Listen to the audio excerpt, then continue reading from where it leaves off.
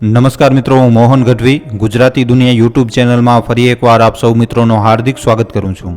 મિત્રો, ક્યારેક એવું લાગે છે કે હવા આપણને ચેતવણી આપી રહી છે, જેમ કે ધરતીની નીચે કંઈક ડગી રહ્યું હોય, કંઈક એવું જે આવનારું છે અને હવે એને કોઈ પણ રોકી નહીં શકે. આ એ જ સમય છે જેનો વર્ણન હજારો વર્ષો પહેલા મિત્રો પુરાણોમાં કરવામાં આવ્યું હતું, જ્યારે ભગવાન પોતે કહેશે કે હવે બસ બહુ થઈ ગયું અને હવે એ સમય આવી ચૂક્યો છે. કહેવામાં આવે છે કે જ્યારે અન્યાય વધી જાય છે, જ્યારે ધર્મના નામે મજાક અને ઢોંગ પાખંડ થાય છે, જ્યારે માણસ પોતાને ઈશ્વરથી મોટું માનવા લાગે છે, તો આવી સ્થિતિમાં ભગવાનને આવવું જ પડે છે. ભગવાન વિષ્ણુનો છેલ્લો અવતાર મતલબ કે કલ્કી અવતાર હવે આ ધરતી ઉપર આવી ચૂક્યો છે. એ કોઈ મંદિરની મૂર્તિના રૂપમાં નહીં મિત્રો, પણ એક ઉર્જાના રૂપમાં આપણી વચ્ચે ઉપસ્થિત છે. એમનું વચન છે કે સતયુગ આ ધરતી ઉપર ફરી એકવાર આવશે, પછી ભલે એના માટે આખા કળિયુગની જડને જ શું કામ ન ડગાડવી પડે. ભગવાન જ્યારે ધરતી ઉપર અવતરિત થાય છે તો દર વખતે એક નવી લીલા રચાવે છે. એક સાધારણ માણસની જેમ જ જોવા મળે છે, પણ એમની અંદર આખા બ્રહ્માંડની શક્તિ હોય છે. આ જ ભગવાનની લીલા છે જે બધાની સામે હોય છે પણ ઓળખવામાં નથી આવતા. કલ્કી ભગવાન પણ આવી રીતે જ છે. એ પોતાના સ્વરૂપમાં નહીં પણ પોતાની ઉર્જાના સ્વરૂપમાં કામ કરી રહ્યા છે. ભગવાન દેખાશે નહીં પણ એમનો પ્રભાવ હરેક જગ્યા ઉપર મહેસૂસ કરવામાં આવશે. આ સમય દરમિયાન ધરતી ઉપર જે હલચલો થઈ રહી છે એ ખાલી માત્ર કોઈ સંયોગ નહીં પણ આ એક સંકેત છે.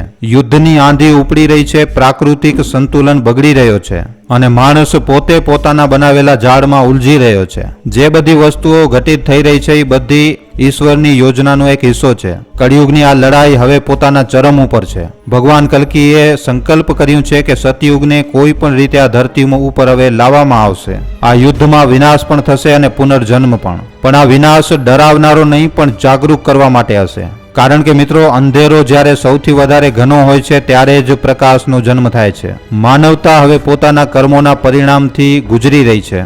એક બાજુ તો ધર્મના રક્ષક ઉભેલા છે, બીજી બાજુ અધર્મના સેવક. હર રોજ એક નવો યુદ્ધ ચાલુ થઈ રહ્યો છે મિત્રો. ક્યાંક તો ભૂખનો, ક્યાંક આતંકનો, ક્યાંક પાપના વિરોધમાં યુદ્ધ છેડાઈ રહ્યો છે, તો કોઈ પોતાના ઘરોમાંથી ભાગી રહ્યા છે, કોઈ પોતાના જ શહેરમાં બેઘર થઈ રહ્યો છે, કોઈ બમ ધમાકાઓથી ડરી રહ્યા છે અને કોઈ આકાશમાં ઉડતા ડ્રોનથી. આ એ જ યુગ છે જેનો વર્ણન શાસ્ત્રોમાં કરવામાં આવ્યું હતું. આ એ જ યુગ છે જ્યારે માણસ પોતાના જ દ્વારા બનાવવામાં આવેલા હથિયારોથી પણ આજે બી રહ્યો છે. અને આ બધાની વચ્ચે ભગવાન કલ્કીનો મિશન ચાલુ થઈ ચૂક્યું છે. ભગવાન કલ્કી આ યુગને બદલી રહ્યા છે ધીમે ધીમે, વગર કોઈ શોર કર્યા વગર. અને હરેક પરિવર્તનની સાથે કોઈને કોઈની હકીકત સામે આવી રહી છે. જે ધર્મના રસ્તા ઉપર છે એમને દિવ્ય સંકેત મળી રહ્યા છે અને જે અધર્મમાં ડૂબેલા વ્યક્તિઓ છે એમના માટે આ જે સમય છે એ પરીક્ષાનો સમય છે. અને એટલા માટે જ હવે સૌથી વધારે જરૂરી છે કે આપણે આપણી અંદર જોઈએ, ધર્મથી જોડાઈએ, સત્ય સાથે જોડાઈએ અને પોતાના અંદરના ભગવાનને આપણે ઓળખીએ.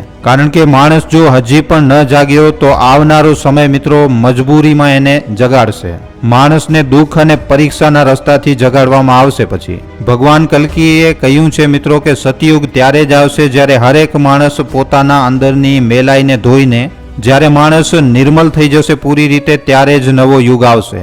જે લોકો હજી પણ ધર્મથી દૂર છે, જે હજી પણ અહંકારમાં જીવન જીવી રહ્યા છે, જે લોકો વિચારે છે કે આ બધી વસ્તુઓ અંધવિશ્વાસ છે, આ બધા લોકો પોતે સમયના સૌથી મોટા ઝટકા માટે તૈયાર રહે. કારણ કે આ યુગ કોઈને પણ છોડવાનો નથી. પાપ અને અન્યાયનો અંત એકદમ નક્કી છે. અને આ સમય દરમિયાન મિત્રો ભગવાન કોઈ યુદ્ધ ભૂમિમાં નહીં ઉતરે, પણ હરેક મનુષ્યના મનમાં ઉતરશે.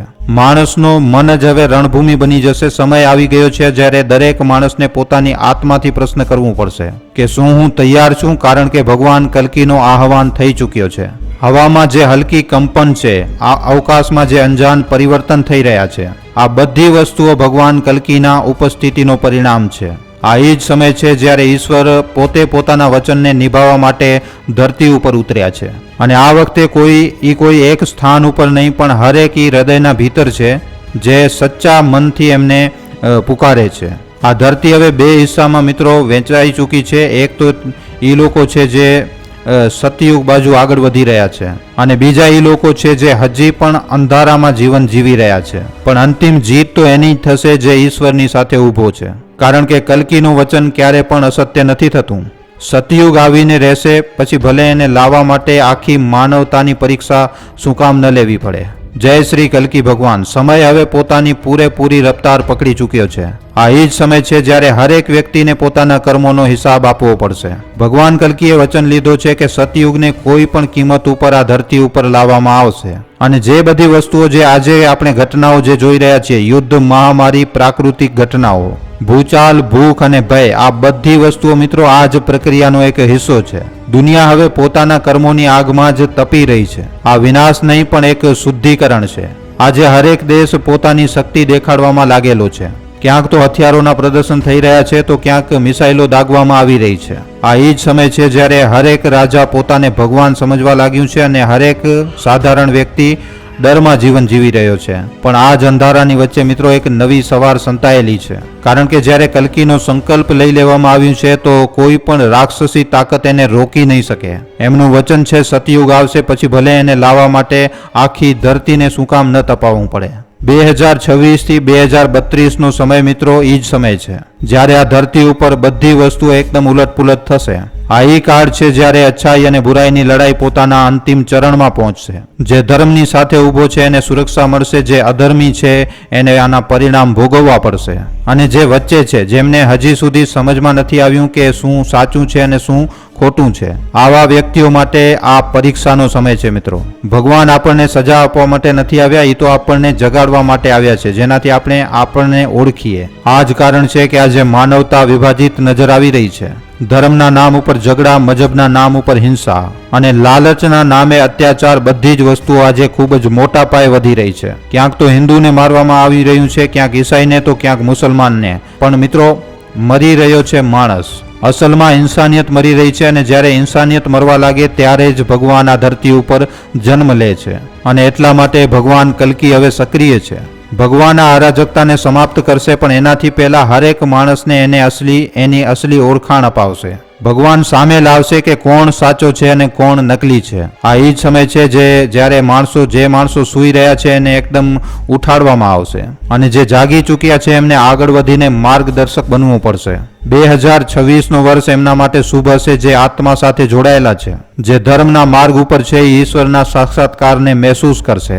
કોઈક તો દર્શનમાં, કોઈ ધ્યાનમાં તો કોઈ પોતાના અંદરની આવાજમાં. કારણ કે હવે ભગવાન બહાર નહીં ભીતરથી કહેશે. પણ જે માણસો હજી પણ લાલચ, નફરત અને પાપમાં ફસાયેલા છે એમના માટે આ જે યુગ છે એ ખૂબ જ વધારે કઠોર સાબિત થશે.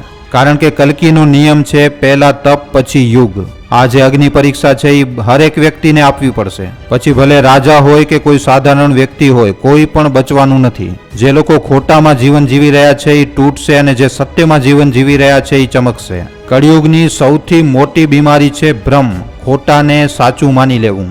લોકો સોશિયલ મીડિયા ઉપર ખોટી વાતો ફેલાવીને પોતાને જ્ઞાની માની બેઠા છે. હરેક પોતાની જાતને ગુરુ સમજી રહ્યો છે પણ એની અંદરનો અંધકાર પહેલાથી પણ વધારે ઘેરો બની ચૂક્યો છે. ભગવાન કલ્કી આ જ ભ્રમને તોડવા માટે આવ્યા છે. એ માણસને આરીસો દેખાડશે જેમાં કોઈ નકાબ નહીં હોય, કોઈ દેખાવો નહીં હોય. એ આરીસામાં માત્ર અને માત્ર ખાલી સચ્ચાઈ નજર આવશે અને આ સચ્ચાઈને જોવાની તાકાત હરેક વ્યક્તિમાં નથી. એટલા માટે ઘણા લોકો તૂટશે, વેંખાઈ જશે અને ફરીવાર જન્મ લેશે એક નવી વિચારધારા, એક નવી ચેતનાની સાથે. મિત્રો ભારત આ એ જ ભૂમિ છે જ્યાંથી હરેક યુગમાં પ્રકાશ નીકળ્યો છે. આ જ ધરતી છે જ્યાં ધર્મે પહેલો શ્વાસ લીધો હતો. એટલા માટે આ વખતે પણ જ્યારે આખી દુનિયા ડગમગાઈ રહી છે ત્યારે ભગવાને ભારતને નક્કી કર્યું છે મિત્રો વિશ્વ ગુરુ બનાવવા માટે. જે તિલક ક્યારેક આ ધરતીના માથા ઉપર હતો એ જ તિલક હવે ફરી એકવાર ચમકવાનું છે. આપણા ઋષિમુનિઓ કહી ગયા છે મિત્રો કે જ્યારે કળિયુગનો અંત થશે ત્યારે ભારત ફરી એકવાર સોનાની ચીડિયા બનશે. અને આજની તારીખમાં મિત્રો રાજસ્થાનની ધરતીમાંથી સોનું નીકળવું કાંઈ સાધારણ વાત નથી. ધરતીનો સ્વર્ણ ઉગલવું એક સંકેત છે. ધરતી પોતે ઘોષણા કરી રહી છે કે હવે સમય આવી ચૂક્યો છે. રાષ્ટ્રોની વચ્ચે જે સંઘર્ષ ચાલી રહ્યો છે એ માત્ર ખાલી રાજનીતિક નથી. આ જે છે મિત્રો આધ્યાત્મિક યુદ્ધ છે. ધર્મ અને અધર્મની આ એક અંતિમ ટક્કર છે અને આ ટક્કરમાં જે એક સાથે રહેશે, પોતાના ધર્મ અને પોતાની વિચારધારાને જે શુદ્ધ રાખશે, જે પોતાના સંસ્કાર અને પોતાના સત્ય સાથે જોડાઈને રહેશે, આ જે વ્યક્તિ છે આ જ વ્યક્તિઓ વિજય થશે મિત્રો. એટલા માટે આજે જરૂર છે કે આપણે આપણી જડોને યાદ કરીએ. કારણ કે ધર્મ ખાલી માત્ર કોઈ પૂજા નથી, એક જીવન જીવવાની એક રીત છે. જે આને સમજી ગયો એ જ કાલના સંસારમાં જીવિત રહેશે.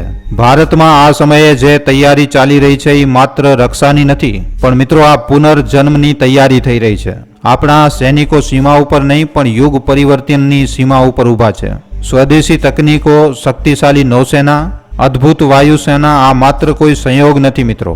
આ એ દિવ્ય વ્યવસ્થા છે જે ભગવાનના માર્ગને સુરક્ષિત કરી રહી છે. આતંકવાદની જડોને કાપવામાં આવી રહ્યું છે. સીમા ઉપર શત્રુ પર્યાસ્ત થઈ રહ્યા છે અને અંદરથી મિત્રો રાષ્ટ્ર એક નવો સંકલ્પ લઈ રહ્યો છે. લોકો કહે છે કે દુનિયા સળગી રહી છે, પણ અસલમાં મિત્રો ધરતી તપી રહી છે. જેવી રીતે સોનું તપે છે જેનાથી શુદ્ધ થઈ શકે. આ જ સમય છે જ્યારે ભગવાન કલ્કી હરેક આત્માને પરખી રહ્યા છે. કોણ તૈયાર છે સતયુગમાં પ્રવેશ કરવા માટે? કોણ હજી પણ પોતાના અહંકારમાં ડૂબેલો છે? હરેક આત્માને એક મોકો આપવામાં આવી રહ્યો છે. જે પુકારને સાંભળી લેશે એ જ વ્યક્તિ આગળના યુગનો હિસ્સો બનશે મિત્રો. 2032 પછી જે સમય આવશે એ એક નવી સવાર હશે. આ એ સમય હશે જ્યારે સંસારનો કેન્દ્ર ફરી એકવાર ભારત હશે. ફરી એકવાર વિશ્વગુરુનો તિલક ભારતના મસ્તક ઉપર ચમકશે. પણ એનાથી પહેલાનો આ જે સમય છે એ મિત્રો સમય કાળ પરીક્ષાનો છે.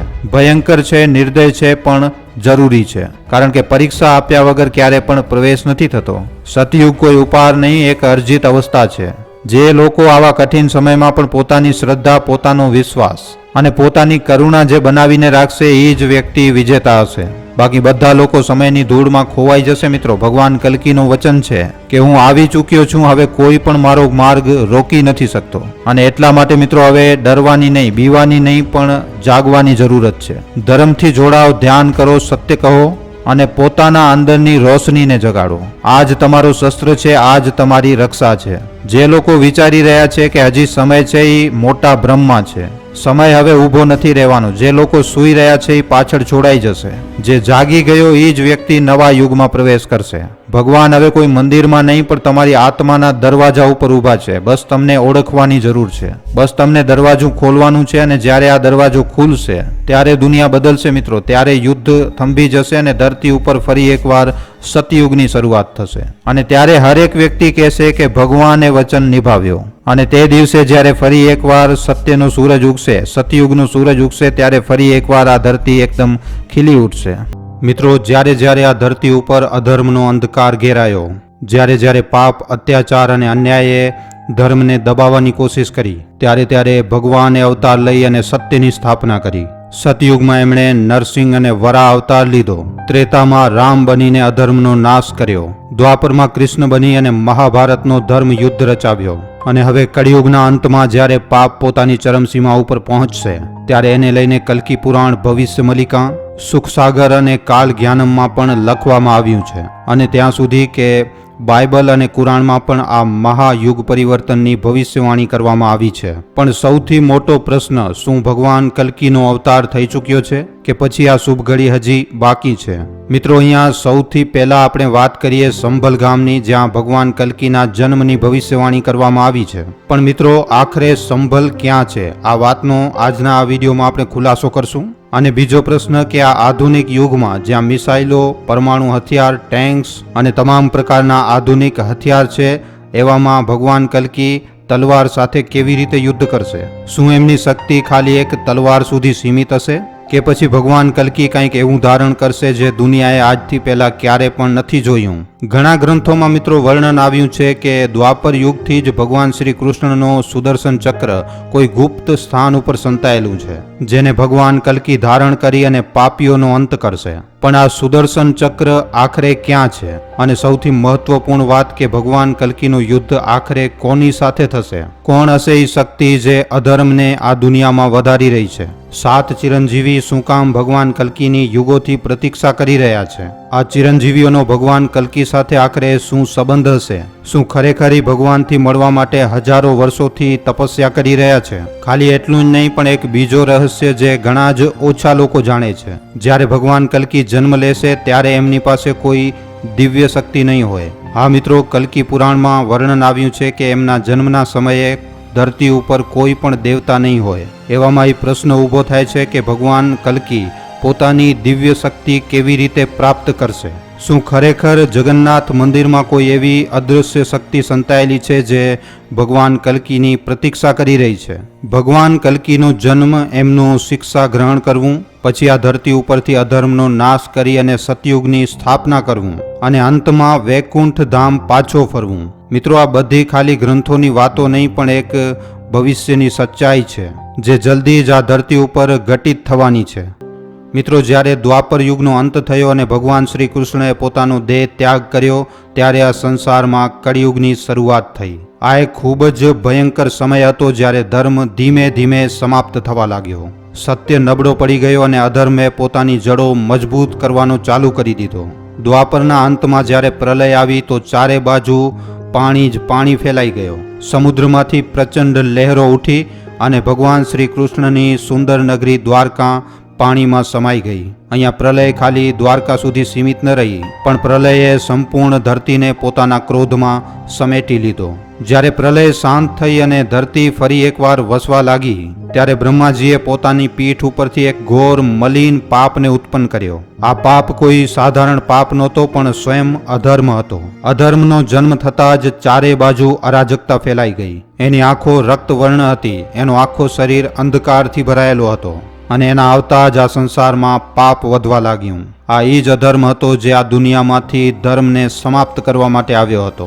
અધર્મને એકલો છોડવામાં ન આવ્યું, એને એક અદ્ભુત સંગીની આપવામાં આવી જે જોવામાં ખૂબ જ વધારે સુંદર હતી. પણ એની આંખો એક બિલાડીની જેમ ચમકતી હતી જેમાં છળ અને કપટ ભરેલું હતું. અને આ હતી મિથ્યા, ખોટું, દગો અને ભ્રમની દેવી. મિથ્યાનો જન્મ એટલા માટે થયું હતું કે એ આ દુનિયામાં અસત્ય અને ભ્રમને ફેલાવી શકે. એ લોકોને વાસ્તવિકતાથી દૂર કરી શકે અને લોકોને ખોટા કામોમાં ઉલઝાવી શકે. મિથ્યાનો સૌથી મોટો કામ એ હતો કે એ સત્યને ખોટું અને ખોટાને સત્ય બનાવી દે. એ મનુષ્યોને એક એવા ભ્રમમાં નાખી દેતી કે એ સચ્ચાઈને ક્યારે ઓળખી જ ન શકે. ધીરે ધીરે મિથ્યાનો પ્રભાવ વધવા લાગ્યો અને સંસારમાં સત્ય દુર્બલ થતો ગયો. અધર્મ અને મિથ્યાના સંયોગથી એક અત્યંત તેજસ્વી અને મહાક્રોધી પુત્રનો જન્મ થયો. આનું નામ ડંભ રાખવામાં આવ્યું. ડંભનો સ્વભાવ ખૂબ જ વધારે અહંકારી હતો. એ લોકોની અંદર અહંકાર, દેખાવો અને ઘમંડ ભરવા માટે આવ્યો હતો. જ્યાં પહેલા લોકો ધર્મ અને પોતાના જ્ઞાનનો સન્માન કરતા હતા ત્યાં જ હવે લોકો પોતાના જ્ઞાનનો દેખાવો કરવા લાગ્યા. સાધુ, સંત, રાજા, મંત્રી હરેક વ્યક્તિ પોતાના પદ, પોતાના ધર્મ અને પોતાની શક્તિનો ઘમંડ કરવા લાગ્યો. ધીરે ધીરે સમાજમાં દેખાવાની પ્રવૃત્તિ વધતી ચાલી ગઈ અને વાસ્તવિકતા ક્યાંક પાછળ છોડાઈ ગઈ. હવે લોકો સચ્ચાઈની જગ્યાએ દેખાવાને વધારે મહત્વ આપવા લાગ્યા. ડંભની એક બહેન પણ હતી જેનું નામ માયા હતું. માયા પોતાની અંદર જ એક ખૂબ જ મોટો રહસ્ય હતી. એને કોઈ પણ વ્યક્તિ જોઈ શકતું હતું, મહેસૂસ કરી શકતું હતું પણ કોઈ પણ પકડી નહોતો શકતો.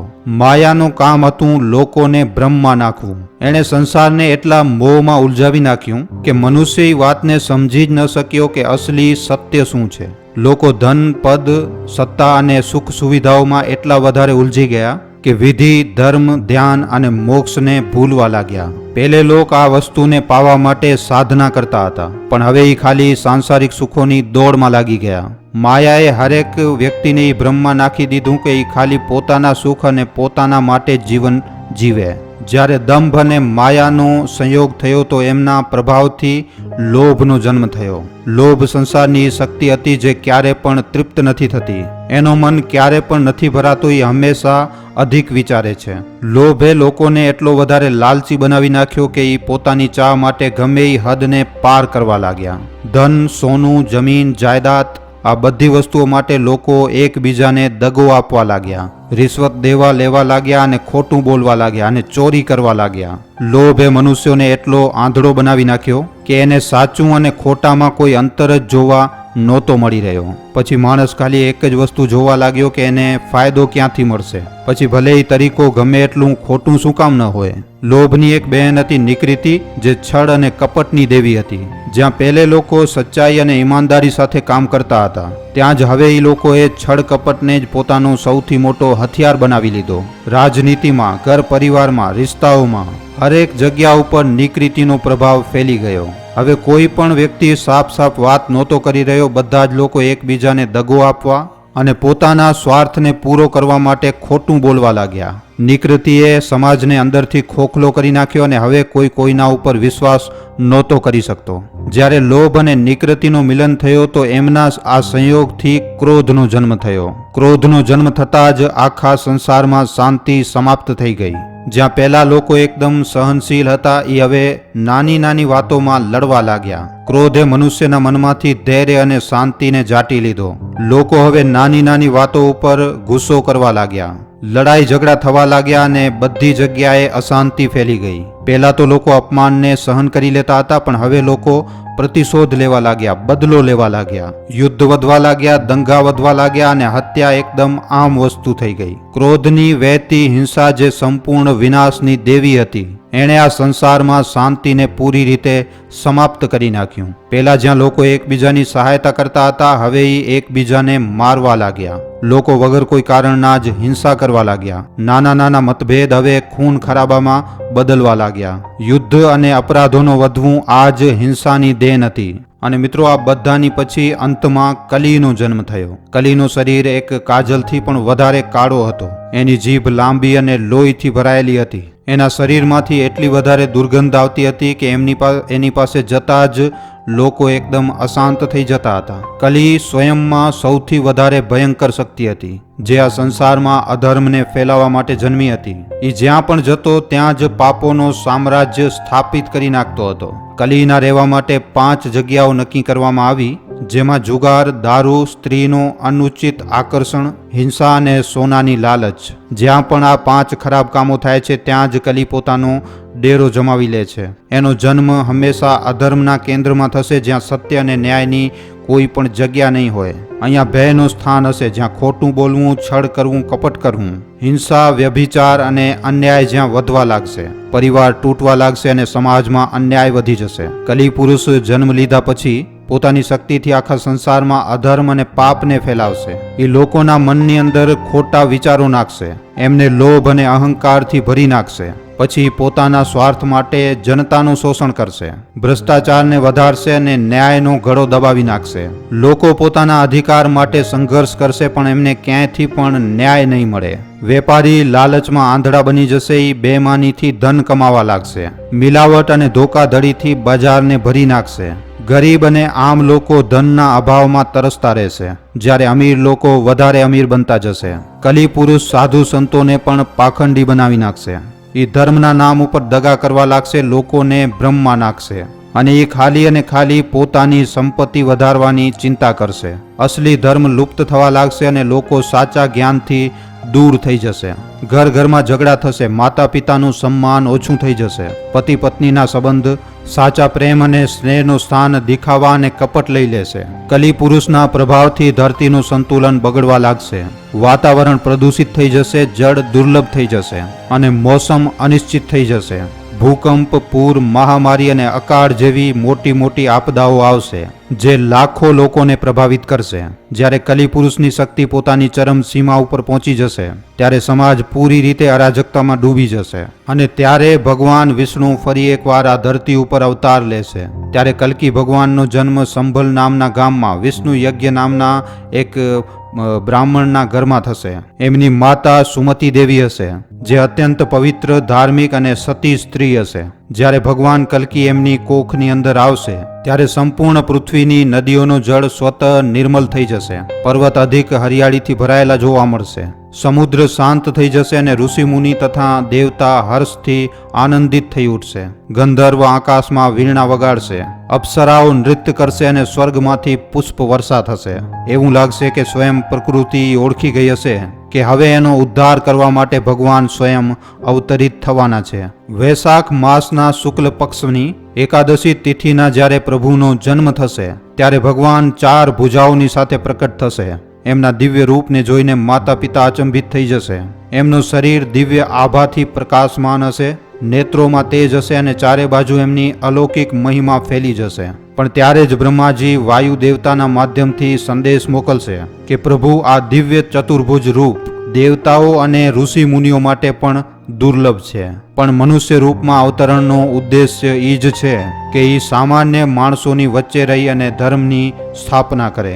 આ સંદેશ મળતા જ ભગવાન પોતાની ચતુર્ભુજ મૂર્તિનો ત્યાગ કરીને સાધારણ માનવ રૂપ ધારણ કરી લેશે. જ્યારે માતા પિતા એમને મનમાં ઉપાડશે, સંપૂર્ણ ગ્રામમાં ઉત્સવનું આયોજન કરવામાં આવશે. હરેક ઘરમાં દાન દક્ષિણા આપવામાં આવશે, ઉત્સવ મનાવવામાં આવશે, બ્રાહ્મણોને બોલાવી અને અનુષ્ઠાન કરાવવામાં આવશે. ભગવાન કલ્કીનો નામકરણ સંસ્કાર કરવા માટે વિષ્ણુ યજ્ઞ વેદોના જ્ઞાની બ્રાહ્મણોને આમંત્રિત કરશે. તે સમયે ઋષિ મુનિઓના મહાન તપસ્વી પરશુરામ, કૃપાચાર્ય વેદવ્યાસ અને ગુરુ દ્રોણાચાર્યના પુત્ર અશ્વત્થામા સ્વયં એમના દર્શન કરવા માટે આવશે. આ બધા મહાપુરુષ જે ઘણા યુગોથી તપસ્યા કરી રહ્યા છે એ ઓળખી જશે કે હવે અધર્મનો અંત નજીક છે. જ્યારે એ ભગવાન કલ્કીના બાલ્ય રૂપના દર્શન કરશે ત્યારે એ નતમસ્તક થઈ જશે. બધા ઋષિમુનિ મનમાં જ મનમાં સમજી જશે કે હવે કળિયુગનો અંત થવાનો છે. નામકરણ સંસ્કારના દરમિયાન જ્યારે બ્રાહ્મણગણ સંસ્કાર સંપન્ન કરશે ત્યારે બ્રાહ્મણગણ એમને કલ્કી નામ આપશે, જેનો અર્થ હશે એ જે કળિયુગના અંધકારને નષ્ટ કરશે. જેવી રીતે ત્રેતા યુગમાં ભગવાન રામ 4 ભાઈ હતા, એવી જ રીતે કળિયુગમાં પણ ભગવાન કલ્કી 4 ભાઈઓની સાથે હશે. એમના મોટા ભાઈ કેશવ, રાજ્ય અને સુમંદ્રક હશે. ભગવાન કલ્કી સ્વયં બધાથી નાના હશે, પણ એમના જન્મથી પહેલા જ આ ધરતી ઉપર એમના 3 અવતાર જન્મ લઈ ચૂક્યા હશે, જેમના નામ ભાર્ગે, ગર્ગે અને વિશાળ હશે. આ ત્રણેય એમના કાર્યમાં સહાયતા કરશે અને ધર્મની પુનઃસ્થાપનામાં પોતાનું યોગદાન આપશે. જેમ જેમ ભગવાન કલ્કી મોટા થશે, એમના પિતા વિષ્ણુ યજ્ઞજી એમને વેદોનું જ્ઞાન આપવાનું કામ કરશે. પણ એ જાણી જશે કે હવે આ ધરતી ઉપર કોઈ પણ વેદોનો પૂર્ણ જ્ઞાની યોગી નથી રહ્યો. ચારે બાજુ અજ્ઞાનનો અંધકાર છવાયેલો છે. જે બ્રાહ્મણ ક્યારેક ધર્મની રક્ષા માટે ઓળખવામાં આવતા હતા, એ પણ હવે અધર્મ અને નીચ કાર્યોમાં લિપ્ત થઈ ગયા હશે. સંસારની દશા અત્યંત ભયંકર હશે. બધી બાજુ અધર્મ, અન્યાય અને અત્યાચાર ફેલેલો હશે. વેદી હવનની પરંપરા પૂરી રીતે સમાપ્ત થઈ ગઈ હશે અને જે અમુક થોડાક ધર્મના રક્ષક વધ્યા હશે એ જંગલોમાં જઈ અને કઠણાઈઓનું જીવન જીવી રહ્યા હશે. વિષ્ણુ યજ્ઞજી પોતાના પુત્ર કલ્કીને કહેશે કે કળિયુગનો રાક્ષસ કલી અત્યંત ભયંકર અને મજબૂત થઈ ચૂક્યો છે. એણે ચારે બાજુ હાહાકાર મચાવી રાખ્યો છે. બધી જગ્યા ઉપર એના અનુચર અધર્મને ફેલાવી રહ્યા છે અને ધર્મથી જોડાયેલા લોકો કાં તો મરી ચૂક્યા છે અને કાં તો જંગલોમાં સંતાઈને બેઠા છે. સંસારનું સંતુલન પૂરી રીતે બગડી ચૂક્યો છે અને હવે ખાલી ભગવાન કલ્કી જ આ સ્થિતિનો સુધાર કરી શકે છે. જ્યારે ભગવાન આ સાંભળશે ત્યારે એ નિશ્ચિત કરશે કે એ સ્વયં આ અધર્મનો નાશ કરશે. ભગવાન એવી પ્રતિજ્ઞા લેશે કે એ આ સંસારમાંથી કલી અને એના અનુચરોનો ખાત્મો કરશે, એનો સમૂલ્ય નાશ કરી અને ધર્મની પુનઃ સ્થાપના કરશે.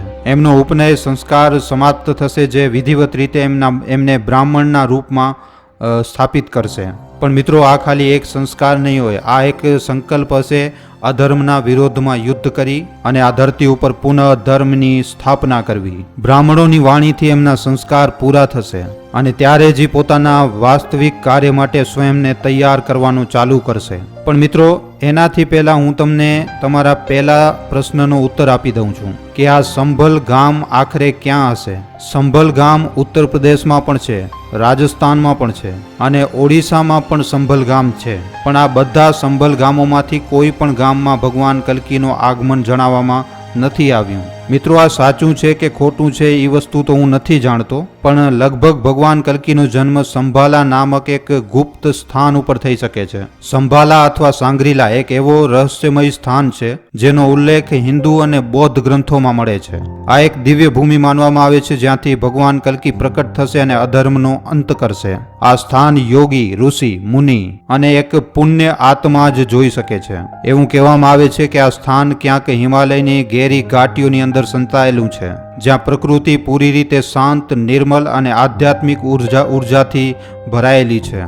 સંભાલાના લોકોને સ્વર્ણ ચેતનાવાળા લોકો કહેવામાં આવે છે, જેમને સંસારના ગુપ્ત રહસ્યોની પૂરેપૂરી જાણકારી હોય છે. કહેવામાં આવે છે કે જ્યારે સંસારમાં પાપ અને અધર્મ પોતાની ચરમ સીમા ઉપર પહોંચી જશે, ત્યારે આ જ પવિત્ર સ્થાન દુનિયાને એક નવો માર્ગ દેખાડશે અને ભગવાન કલ્કી અહીંયાથી જ પ્રકટ થઈ અને આ સંસારને ખરાબીઓમાંથી મુક્ત કરશે. આ સ્થાનનો ઉલ્લેખ હિન્દુ ધર્મમાં પણ મળે છે અને બૌદ્ધ ધર્મમાં પણ મળે છે. બૌદ્ધ ધર્મમાં આને મિત્રો સાંગ્રીલા કહેવામાં આવ્યું છે. ત્યાં આને એક અદ્ભુત નગરી માનવામાં આવ્યું છે.